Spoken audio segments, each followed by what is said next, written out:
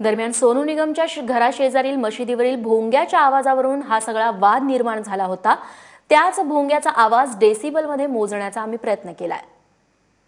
ABP माझाची team आज आलेली आहे ती सोनू निगम यांच्या घरापासून दूर असलेल्या काही अंतरावर आणि त्याच अंतरावर मस्जिद देखील आहे। नाना नानी चौकचा हा परिसर समजला जातो। 5:20 जेव्हा अजान सुरू झाला तेव्हा एबीपी माझाची टीम या परिसरात उपस्थित होती आणि त्यांनी जे काउंट केलेलं आहे व्हॉइस मीटर त्यानुसार जवळपास 60 डेसिबलची क्षमता आहे ती इकडे काउंट करण्यात आलेली आहे।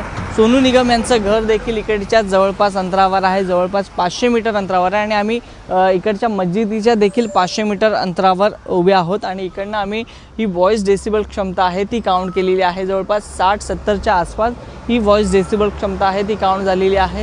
हा परिसर आहे तो सकाळपासूनच गजबजलेला असतो। 7 बंगल्याचा हा परिसर आहे। सोनू निगम यांनी केलेल्या वक्तव्यानंतर एबीपी माझाच्या टीमने ही केलेली पडताळ आहे। अजान सुरू आहे आताही आणि त्याच वेळी आम्ही हे काउंटिंग केलेलं आहे, काय डेसिबल क्षमता आहे पडताळलेलं आहे। माझ्या उजव्या हाताला जर आपण बघितलं तर 500 मीटर अंतरावरच सोनू निगम यांचं घर आहे। तर माझ्या डाव्या साईडला जर आपण पाहिलं तर याच ठिकाणी 500 मीटर अंतरावर आहे ती मस्जिद आहे। त्या बरोबर मध्यभागी आहे त्या आम्ही इकडे उभे आहोत आणि आम्ही जेव्हा ही तपासणी केली की नेमकं किती व्हॉइस डेसिबल क्षमता आहे तेव्हा 60 ते 70च्या दरम्यान आम्हाला ही व्हॉइस डेसिबल की क्षमता आहे ती पाहायला मिळाली। कॅमेरा पर्सन नारायण परमारसह वैभव परब, एबीपी माझा, मुंबई।